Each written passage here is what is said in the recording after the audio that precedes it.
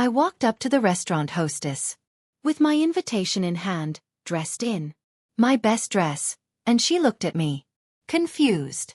"I'm sorry, but your parents specifically said you're not on the guest list tonight." "Hey everyone, I'm Rachel. I'm 29 and I thought I knew what family loyalty looked like until 3 months ago when my parents taught me that blood doesn't always mean belonging." I work as a graphic designer for a small marketing firm in Portland. Nothing too fancy, but I love what I do. And I've built a good life for myself.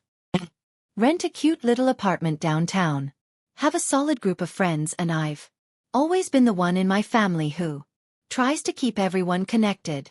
You know, that person who remembers birthdays, organizes holiday get-togethers, and makes sure the family group chat stays active. That was me. Wasn't the golden child like my older sister, Melissa, who's a lawyer married to another lawyer with 2 perfect kids. And I wasn't the baby like my brother, Connor, who can do no wrong in my parents' eyes, even though he's 25 and still living in their basement. I was just the middle child who worked hard, stayed out of trouble, and genuinely believed that family came first. Wasn't rich or glamorous like some people in my family's social circle, but I had something they didn't expect, a backbone that I'd learned to use when it really mattered. Has your family ever made you question whether you really belong? Drop your location in the comments below. I read every single one, because I want you to know you're not alone in feeling this way. What I'm about to tell you happened at what was supposed to be my parents' dream celebration, and it changed our relationship forever. The invitation arrived on thick cream-colored card stock with gold embossed lettering. "James and Patricia Morrison request the pleasure of your company as we celebrate 30 years of marriage." It was addressed to me personally, and inside was a handwritten note from Mom. "Darling, we can't wait to celebrate this milestone with our children. Dinner at CHZ Lauren. 7 p.m. sharp. Love, Mom and Dad." Lauren was the most exclusive restaurant in the city. The kind of place where you need reservations 3 months in advance and where a single dinner costs what I usually spend on groceries for a month. But my parents had been talking about this anniversary celebration for over a year, calling it their dream dinner to mark 3 decades together. I spent weeks preparing. Bought a new navy blue dress that cost more than I usually spend on clothes in 6 months. I got my hair professionally done, my nails polished, the works. Even bought them a beautiful crystal vase as a gift, something I saw my mom admiring at an antique store months earlier. The night of the dinner, I arrived at Chez Lauren 15 minutes early, because I wanted everything to be perfect. The restaurant was stunning. Soft lighting, white tablecloths, fresh flowers everywhere. I approached the hostess stand with my invitation in hand, practically glowing with excitement. "Hi, I'm here for the Morrison anniversary dinner," I told the elegant hostess. The reservation should be under James Morrison. She checked her book, then looked up at me with a confused expression. "I'm sorry, but what's your name?" "Rachel Morrison." "And their daughter." The hostess flipped through several pages, then checked something on her computer. Her face grew increasingly uncomfortable. "I'm sorry, Miss Morrison, but your parents specifically said you're not on the guest list tonight. They were very clear about the exact number of guests." The words hit me like a physical blow. "There must be a mistake," I said, pulling out my phone to show her the invitation. "Look, they sent me this personally." She glanced at the invitation sympathetically but shook her head. "I'm sorry, but I have specific instructions. Would you like me to call them over to confirm?" Before I could answer, I heard familiar laughter from the dining room. Through the archway I could see my parents at a large round table with about 12 people. Melissa was there with her husband and kids. Connor was there with his girlfriend. My aunts and uncles, family, friends, even my parents' neighbors were all seated around this beautifully decorated table with champagne glasses raised in a toast. My mom was wearing the emerald green dress she'd bought specifically for this occasion. Dad looked distinguished in his best suit. Everyone was smiling, laughing, having the time of their lives at this intimate family celebration. Everyone except me. Ma'am, the hostess said gently. Would you like me to speak with them? I stood there for what felt like hours, but was probably only 30 seconds, watching my family celebrate without me. Then I saw my mother glance toward the entrance, make eye contact with me through the archway, and quickly look away. That's when I knew this wasn't a mistake. Walked straight to their table, my heart pounding and my face burning with embarrassment. Every eye in that dining room seemed to be on me as I approached the celebration I'd apparently been deliberately excluded from. Mom, Dad, I said, trying to keep my voice steady. I think there's been some confusion. The hostess says I'm not on the guest list, but I have the invitation you sent me. The table went quiet. My dad barely looked up from his appetizer. Rachel, sweetheart, we talked about this, he said casually, like we'd had some conversation that I'd somehow forgotten. Talked about what? I asked, genuinely confused. You sent me a personal invitation. My mother finally spoke up, her voice cool and measured. Darling, we decided to keep this intimate, just immediate family and our closest friends. I looked around the table. An immediate family. I'm your daughter. Melissa shifted uncomfortably in her seat, but said nothing. Connor was suddenly very interested in his wine glass. My Aunt Beverly, who I'd always been close with, looked like she wanted to say something, but remained silent. Rachel, Dad said with that tone he used when he was getting impatient. You're making a scene. We can discuss this later. I'm making a scene, I repeated, my voice starting to rise. Despite my efforts to stay calm. You invited me to your anniversary dinner, and then told the restaurant I'm not allowed in. How is that not worth discussing now? The betrayal became crystal clear when my cousin Jennifer, who was seated at the far end of the table, accidentally let something slip. I thought this was supposed to be family only, she said to her mom. Why is Rachel's invitation different from ours? You've been so busy with your little design projects and your friends downtown. Mom continued, we figured you wouldn't want to spend an evening with boring old family anyway. But the real gut punch came from my father. Besides, he said, cutting into his steak, we needed to keep the numbers manageable. For the restaurant, we had to make some tough choices about who really belonged at our special night. Who really belonged? The words hung in the air like poison. So, Jennifer belongs, but I don't. I gestured to my cousin, who was now staring at her plate in obvious discomfort. Jennifer has always been respectful of family traditions. My mother said pointedly. She doesn't run off to the city and forget where she came from. This was apparently about my decision to move to Portland after college instead of staying in our small hometown like Melissa had. It was about choosing graphic design over law or business. It was about being single instead of married with kids. It was about every choice I'd made to build my own life instead of following their script. I didn't forget where I came from, I said, my voice shaking now. Call you every week, I visit for every holiday. I organized Dad's surprise birthday party last year. I helped you move when you bought the new house.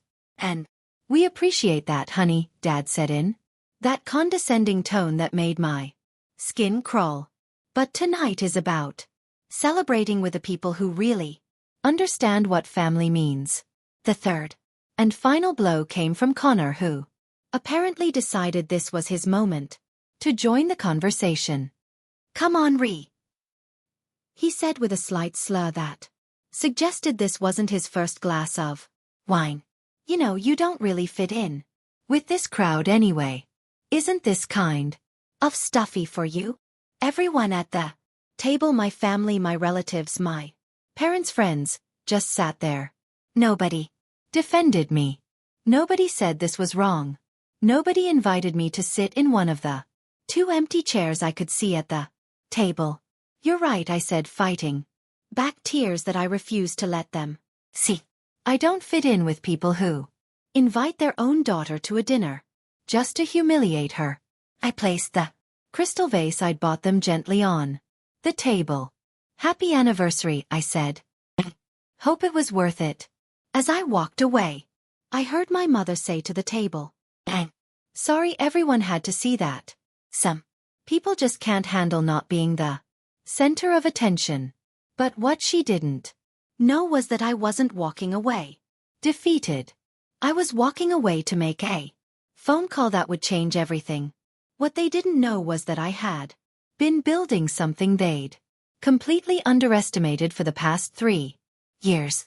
You see, when I moved to Portland and started working in marketing, I didn't just design pretty graphics. I'd been learning about event planning, social media strategy, and most importantly, I developed relationships with some of the most influential people in the city's social scene. My little design projects that Mom had dismissed. One of them was for the mayor's re-election campaign. Another was for the city's largest charity gala. I worked with restaurant owners, venue managers, and event coordinators all over Portland.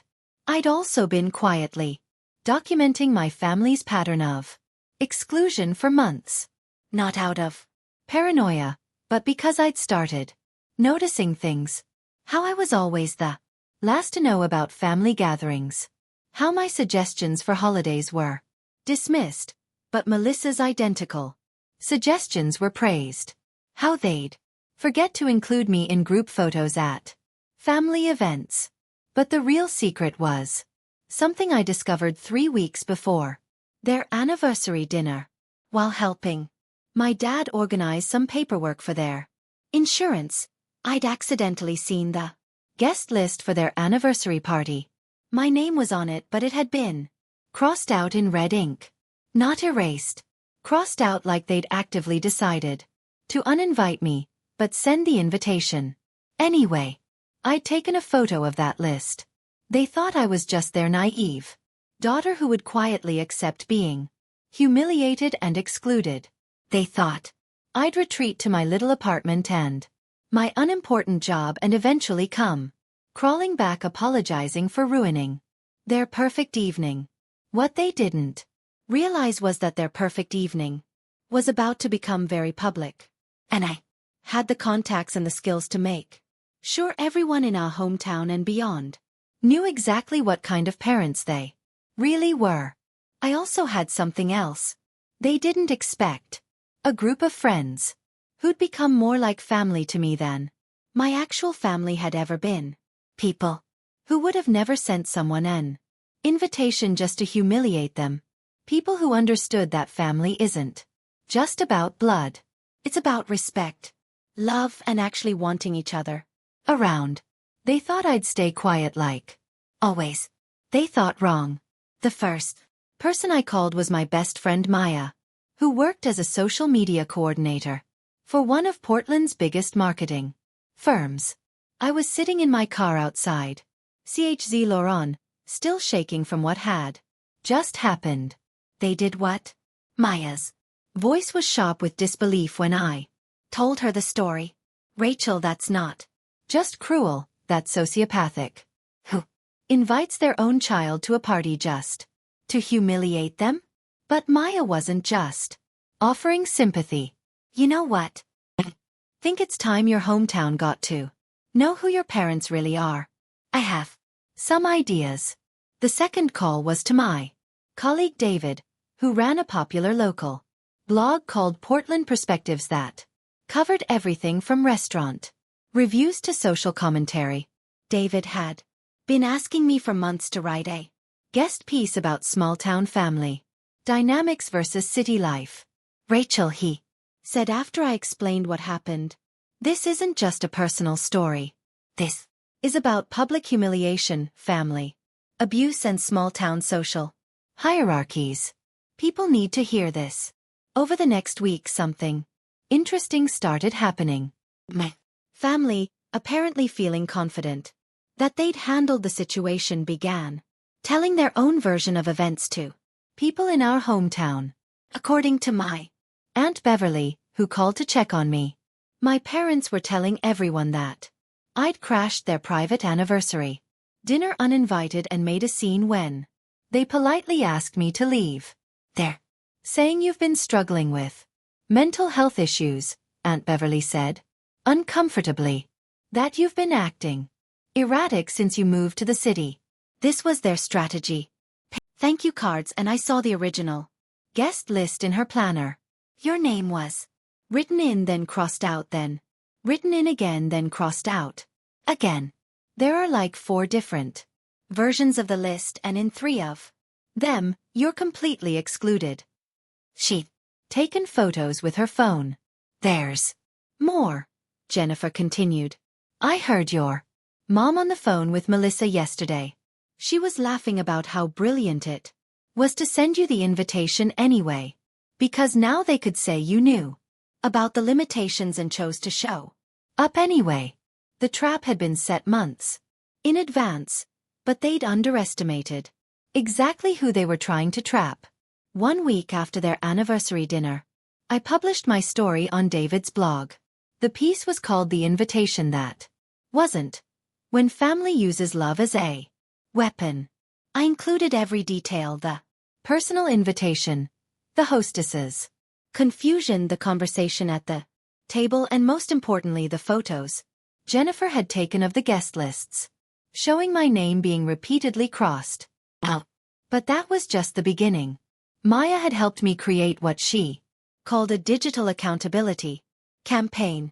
We set up a private Instagram account called Truth About Family Betrayal and began sharing the story with carefully chosen hashtags that would reach people in our hometown. Within 48 hours, the post had been shared over 200 times. The response was immediate and explosive. People started commenting with their own stories of family exclusion and humiliation, but more importantly, people who had been at my parents' anniversary dinner or who knew people who were there started sharing what they'd actually witnessed that night. Mrs. Henderson, who sat 2 tables away from my family, wrote, I saw the whole thing happen. That poor girl was clearly invited and then turned away. I felt sick watching it.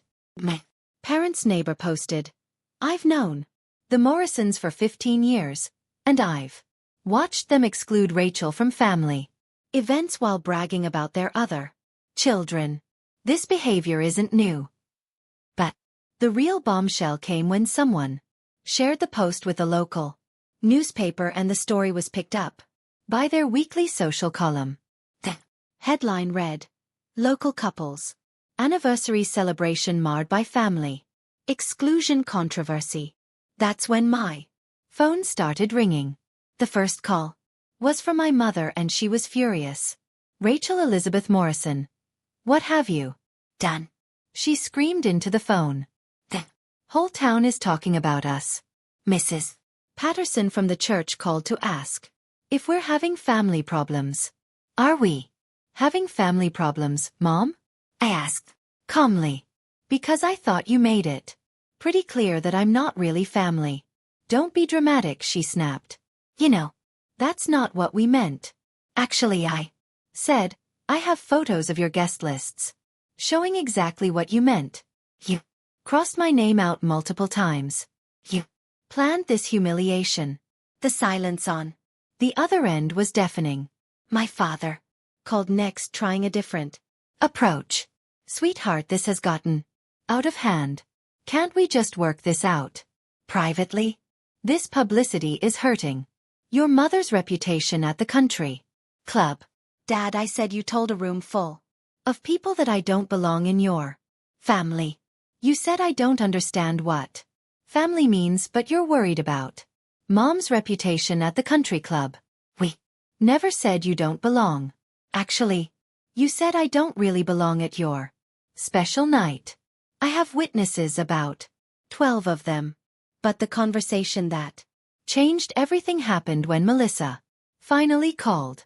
She was crying, which was unusual for my always composed older sister. Rachel, I'm so sorry, she said, through tears. I should have said something at the dinner. I should have stood up for you. Why didn't you? Because she took a shaky breath. Because they told us 2 weeks before the dinner that you'd probably cause drama if you came. They said you'd been calling them too much, that you seemed desperate for attention, and that they wanted one peaceful evening without family complications. And you believed them? Wanted to believe them, she admitted, because it was easier than admitting that our parents have been treating you horribly for years, and I've been letting it happen because it meant they focused their criticism on you instead of me. The truth was finally coming out. My parents hadn't just excluded me from one dinner. They'd spent months poisoning my siblings against me, preparing them to watch my humiliation without intervening. Here's what's going to happen. I told Melissa, you're going to publicly apologize for enabling this behavior. You're going to admit that you knew this was planned, and you're going to tell everyone the truth about what really happened that night. And if I don't, then you'll learn exactly how much damage a skilled graphic designer with great contacts and documented evidence can do to a family's reputation. She chose to tell the truth. 3 weeks later, my parents' social circle had essentially crumbled. The story had spread beyond our hometown when a regional magazine picked it up as part of a series on family dysfunction and public humiliation. My mother was quietly asked to step down from her position on the charity board she'd been so proud of. My father's business relationships became strained when people started questioning what kind of man publicly humiliates his own daughter. But the most satisfying moment came when I received a handwritten letter from my grandmother, my dad's mother, who lived in Florida and had heard about everything through family gossip. My dear Rachel, she wrote, I am ashamed of how my son treated you. You are invited to spend Christmas with me this year, and I want you to know that in my house, family means something different. It means love, respect, and actually wanting each other around. Connor reached out to apologize and ask if we could rebuild our relationship. Melissa and I started having real conversations for the first time in years. Jennifer became one of my closest friends. My parents, they sent me a birthday card 6 months later with no return address, like they were testing the waters. I donated it unopened to charity. For the first time in my life, I understood that I never needed their approval to know I belonged somewhere. Belonged with people who actually wanted me there. If you've ever been excluded from your own family celebrations, I want you to know that you're not alone. And you're not